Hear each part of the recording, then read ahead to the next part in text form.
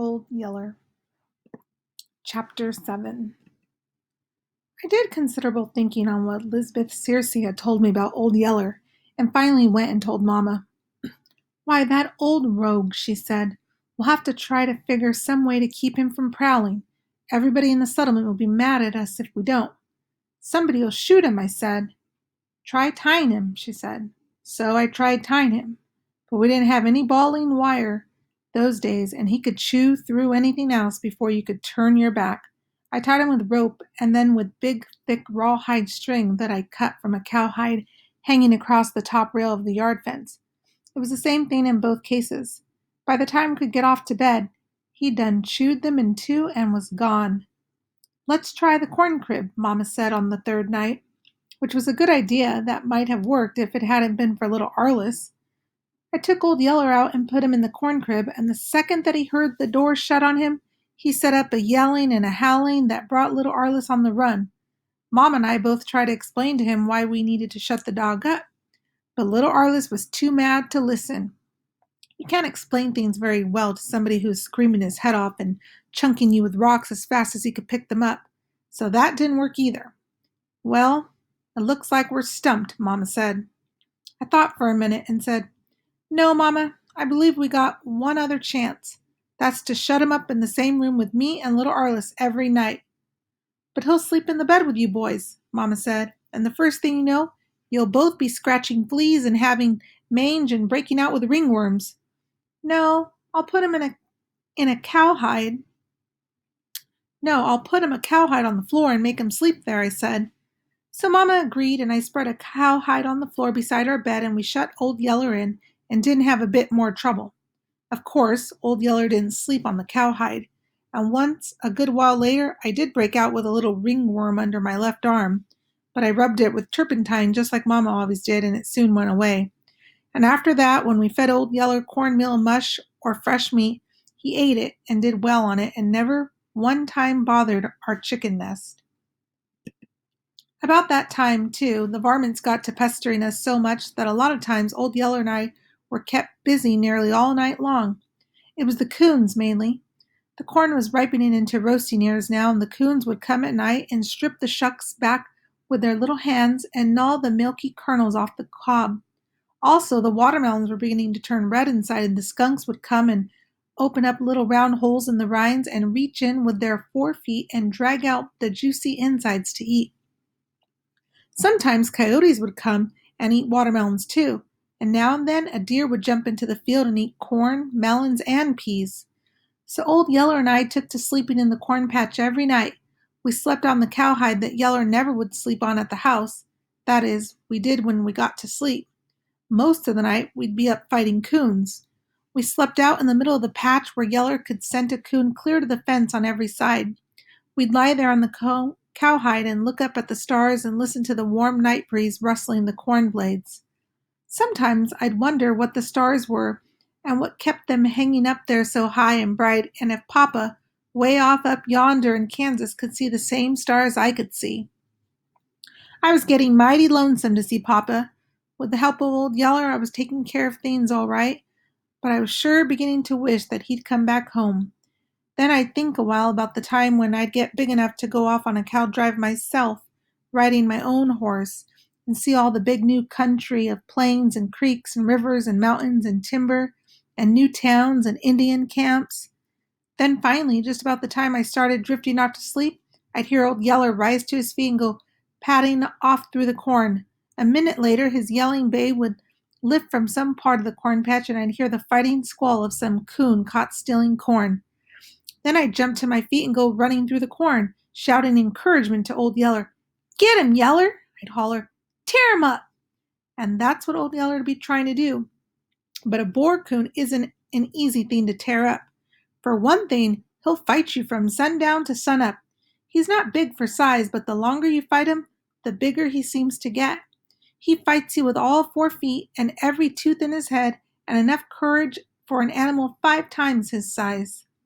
On top of that, he's fighting inside a thick hide that fills a dog's mouth like a wad of loose sacking.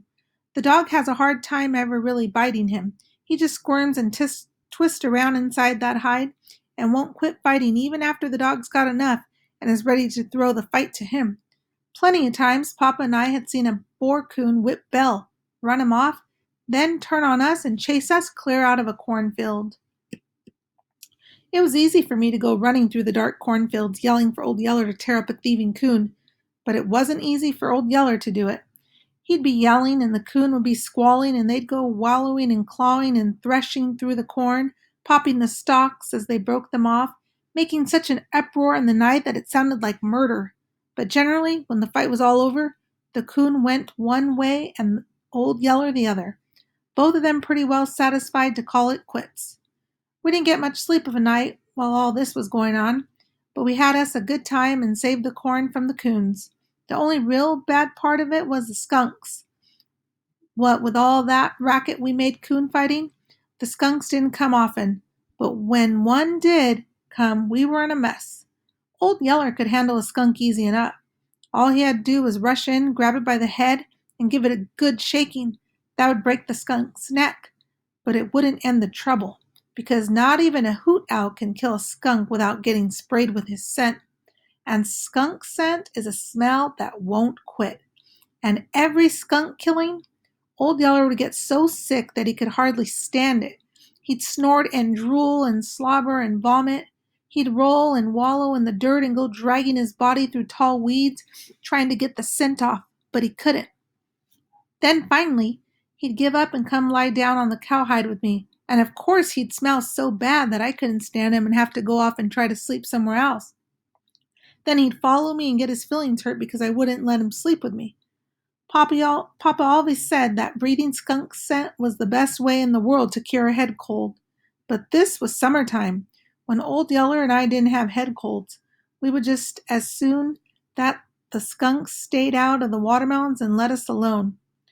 Working there night after night, guarding our precious bread corn from the varmints, I came to see what I would have been up against if I'd had it to do without the help of Old Yeller. By myself, I'd have been run to death and still probably wouldn't have saved the corn. Also, look at all the fun I would have missed if I'd been alone, and how lonesome I would have been. I had to admit, Papa had been right when he told me how bad I needed a dog. I saw that even more clearly when the spotted heifer had her first calf. Our milk cows were all old-time longhorn cattle and didn't give a lot of milk. It was real hard to find one that would give much more than her calf could take. What we generally had to do was milk 5 or 6 cows to get enough milk for just the family. But we had one crumpled horn cow named Rose that gave a lot of milk, only she was getting old, and Mama kept hoping that each of her heifer calves would turn out to be as good a milker as Rose. Mama had tried 2 or 3, but none of them proved to be any good, and then along came this spotted one that was just raw bone and ugly enough to make a good milk cow. She had the bag for it too, and Mama was certain this time that she'd get a milk cow to replace Rose. The only trouble was this heifer Spot, as we called her, had been snaky wild from the day she was born. Try to drive her with the other cattle, and she'd run off and hide. Hem her up in a corner and try to get your hands on her, and she'd turn on you and make fight. Mama had been trying all along to get Spot gentled before she had her first calf, but it was no use. Spot didn't want to be friends with anybody. We knew she was going to give us a pile of trouble when we sent out to milk her. I failed to find Spot with the rest of our milk cows one evening, and when I went to drive them up the next day, she was still gone. It's time for her to calf, Mama said, and I'll bet she's got one. So the next morning, I went further back in the hills and searched all over. I finally came across her, holed up in a dense thicket of bee myrtle close to a little seep spring. I got one brief glimpse of a wobbly, long-legged calf before Spot snorted and took after me. She ran me clear to the top of the next high ridge before she turned back. I made another try. I got to the edge of the thicket and picked me up some rocks. I went hollering and chunking into the brush, trying to scare her and the calf out. I got her out all right, but she wasn't scared. She came straight for me with her horns lowered, bawling her threats as she came. I had to turn tail a second time, and again she chased me clear to the top of that ridge. I tried it one more time, then went back to the house and got Old Yeller. I didn't know if he knew anything about driving cattle or not, but I was willing to bet that he could keep her from chasing me. And he did. I went up to the edge of the thicket and started hollering and chunking rocks into it. Here came the heifer, madder than ever. It looked like I yelled at Old Yeller. Get her, Yeller! I hollered, and Yeller got her. He pulled the neatest trick I ever saw a dog pull on a cow brute. Only I didn't see it the first time. I was getting away from there too fast. I'd stumbled and fallen to my knees when I turned to run from Spot's charge, and she was too close behind for me to be looking back and watching what Old Yeller was doing. I just heard the scared bawl she let out and the crashing of the brush as Old Yeller rolled her into it. I ran a piece farther, then looked back. The heifer was scrambling to her feet in a cloud of dust and looking like she didn't know any more about what had happened than I did. Then she caught sight of Old Yeller. She snorted, stuck her tail in the air, and made for him. Yeller ran like he was scared to death, then cut back around a thicket. A second later, he was coming in behind Spot. Without making a sound, he ran up beside her, made his leap, and set his teeth in her nose. I guess it was the weight of him that did it. I saw him do it lots of times later, but never did quite understand how. Anyway, he just set his teeth in her nose, doubled himself up in a tight ball, and swung on. That turned the charging heifer a flip. Her heels went straight up in the air over her head. She landed flat on her back with all 4 feet sticking up. She hit the ground so hard that it sounded like she ought to bust wide open. I guess she felt that way about it too. Anyhow, after taking that second fall, she didn't have much fight left in her. She just scrambled to her feet and went trotting back into the thicket, lowing to her calf. I followed her with Old Yeller beside me, and we drove her out and across the hills to the cow lot. Not one time did she turn on us again. She did try to run off a couple of times, but all I had to do was send Old Yeller in to heed her. And the second she caught sight of him, she couldn't turn fast enough to get headed back in the right direction. It was the same when we got her into the cow pen. Her bag was all in a strut with milk that the calf couldn't hold. Mama said we needed to get that milk out. She came with a bucket, and I took it, knowing I had me a big kicking fight on my hands if I ever hoped to get any milk. The kicking fight started. The first time I touched Spot's bag, she reached out with a flying hind foot, aiming to kick my head off and coming close to doing it. Then she wheeled on me and put me on top of the rail fence as quick as a squirrel could have made it. Mama shook her head. I was hoping she wouldn't be that way, she said. I always hate to have to tie up a heifer to break her for milking, but I guess there's no other way with this one. I thought of all the trouble it would be having to tie up that Spot heifer, head and feet twice a day, every day for maybe a month or more. I looked at Old Yeller standing just outside the pen. Yeller, I said, you come in here. Yeller came bounding through the rails. Mama said, why, son, you can't teach a heifer to stand with a dog in the pen, especially one with a young calf. She'll be fighting at him all the time, thinking he's a wolf or something trying to get her calf. I laughed. Maybe it won't work, I said, but I bet you one thing, she won't be fighting Old Yeller. She didn't either. She lowered her horns and rolled her eyes as I brought Old Yeller up to her. Now, Yeller, I said, you stand here and watch her. Old Yeller seemed to know just what I wanted. He walked right up to where he could almost touch his nose to hers and stood there, wagging his stubbed tail. And she didn't charge him or run from him.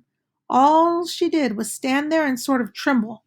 I went back and milked out her strutted bag, and she didn't offer to kick me one time, just flinched and drew up a little when I first touched her. Well, that does beat all, Mama marveled. Why, at that rate, we'll have her broke to milk in a week's time. Mama was right. Within 3 days after we started, I could drive Spot into the pen, go right up and milk her, and all she'd do was stand there and stare at Old Yeller. By the end of the second week, she was standing and belching and chewing her cud, the gentlest cow I ever milked. After all that, I guess you can see why I nearly died when a man rode up one day and claimed Old Yeller. Chapter 8. The man's name was Burn Sanderson. He was a young man who rode a good horse and was mighty nice and polite about taking his hat off to Mama when he dismounted in front of our cabin. He told Mama who he was. He said he was a newcomer to Salt Licks. He said that he'd come from down San Antonio way with a little bunch of cattle that he was grazing over in the Devil's River country. He said he couldn't afford to hire riders, so he brought along a couple of dogs to help him herd his cattle. One of these dogs, the best one, had disappeared. He inquired around about it at Salt Licks, and Bud Searcy had told him that we had the dog. A big yeller dog? Mama asked, looking sober and worried. Yes'm, the man said, then added with a grin, and the worst egg sucker and camp robber you ever laid eyes on. Still you blind, that old devil will. But there was never a better cow dog born. Mama turned to me. Son, call Old Yeller, she said. I stood frozen in my tracks. I was so full of panic that I couldn't move or think. Go on, son, Mama urged. I think he and little Arliss must be playing down about the creek somewhere. But, Mama, I gasped, we can't do without Old Yeller. He's Travis. Mama's voice was too sharp. I knew I was whipped. I turned and went toward the creek, so mad at Bud Searcy that I couldn't see straight. Why couldn't he keep his blabbermouth shut? Come on up to the house, I told little Arliss. I guess the way I said it let him know that something real bad was happening. He didn't argue or stick out his tongue or anything. He just got out of the water and followed me back to the house and embarrassed Mama and the young man nearly to death because he came packing his clothes in one hand instead of wearing them. I guess Burns Sanderson had gotten an idea of how much we thought of Old Yeller, or maybe Mama had told some things about the dog while I was gone to the creek. Anyhow, he acted uncomfortable about taking the dog off. Now, Mrs. Coates, he said to Mama, your man is gone, and you and the boys don't have much protection here. Bad as I need that old dog, I can make out without him until your man comes. But Mama shook her head. No, Mr. Sanderson, she said. He's your dog, and the longer we keep him, the harder it'll be for us to give him up. Take him along. I can make the boys understand. The man tied his rope around Old Yeller's neck and mounted his horse. That's when little Arliss caught on to what was happening. He threw a wall-eyed fit. He screamed and he hollered. He grabbed up a bunch of rocks and went to throwing them at Burns Sanderson. One hit Sanderson's horse in the flank. The horse bogged his head and went to pitching and bawling and grunting. This excited Old Yeller. He chased after the horse, baying him at the top of his voice. And what with Mama running after little Arliss, hollering for him to shut up and quit throwing those rocks, it was altogether the biggest and loudest commotion that had taken place around our cabin for a good long while. When Burns Sanderson finished riding the pitch out of his scared horse, he hollered at Old Yeller. He told him he better hush up that racket before he got his brains beat out. Then he rode back toward us, wearing a wide grin. His grin got wider as he saw how Mama and I were holding little Arliss. We each had him by one wrist and were holding him clear off the ground. He couldn't get at any more rocks to throw that way, but it sure didn't keep him from dancing up and down in the air and screaming. Turn him loose, Sanderson said with a big laugh. He's not going to throw any more rocks at me. He swung down from his saddle. He came and got little Arliss and loved him up till he hushed screaming. Then he said, Look, boy, do you really want that thieving old dog? He held little Arliss off and stared him straight in the eyes, waiting for Arliss to answer. Little Arliss stared straight back at him and didn't say a word. Well, do you? He insisted. Finally, little Arliss nodded, then tucked his chin and looked away. All right, Burns Sanderson said. We'll make a trade just between you and me. I'll let you keep the old rascal, but you got to do something for me. He waited till little Arliss finally got up the nerve to ask what, then went on. Well, it's like this. I've hung around over there in that cow camp eating my own cooking till I'm so starved out, I don't hardly throw a shadow. Now, if you could talk your mama into feeding me a real jam-up meal of woman-cooked grub, I think it'd be worth at least one-eared yeller dog, don't you? I didn't wait to hear any more. I ran off. I was so full of relief that I was about to pop. I knew that if I didn't get out of sight in a hurry, this Burns Sanderson was going to catch me crying. Mama cooked the best dinner that day I ever ate. We had roast venison and fried catfish and stewed squirrel and black-eyed peas and cornbread and flour gravy and butter and wild honey and hog plum jelly and fresh buttermilk. I ate till it seemed like my eyeballs would pop out of my head, and still didn't make anything like the showing that Bern Sanderson made. He was a slim man, not nearly as big as Papa, and I never could figure out where he was putting all that grub. But long before he finally sighed and shook his head at the last of the squirrel stew, I was certain of one thing. He sure wouldn't have any trouble throwing a shadow on the ground for the rest of that day. A good black shadow. After dinner, he sat around for a while talking to me and Mama and making little Arliss some toy horses out of dried corn stalks. Then he said his thank yous to Mama and told me to come with him. I followed with him while he led his horse down to the spring for water. I remembered how Papa had led me away from the house like this the day he left, and knew by that Bern Sanderson had something he wanted to talk to me about. At the spring, he slipped the bits out of his horse's mouth to let him drink, then turned to me. Now, boy, he said, I didn't want to tell your mama this. I didn't want to worry her, but there's a plague of hydrophobia making the rounds, and I want you to be on the lookout for it. I felt a scare run through me. I didn't know much about hydrophobia, but after what Bud Searcy had told about his uncle that died chained to a tree, I knew it was something bad. I stared at Bern Sanderson and didn't say anything. And there's no mistake about it, he said. I've done shot 2 wolves, a fox, and 1 skunk that had it. And over at Salt Licks, a woman had to kill a bunch of house cats that her young guns had been playing with. She wasn't sure, but she couldn't afford to take any chances, and you can't either. But how will I know what to shoot and what not to? I wanted to know. Well, you can't hardly tell at first, he said.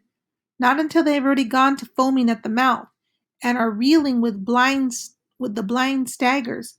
Any time you see a critter acting that way, you know for sure. But you watch for others that aren't that far along. You take a pet cat. If he takes to spitting and fighting at you for no reason, you shoot him. Same with a dog. He'll get mad at nothing and want to bite you. Take a fox or a wild cat. You know they'll run from you. When they don't run and try to make fight at you, shoot 'em.